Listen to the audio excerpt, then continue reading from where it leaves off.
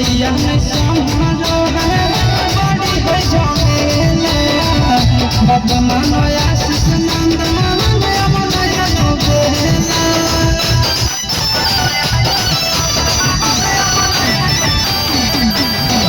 सड़िया में समारो है बड़ी है झमेला बदमन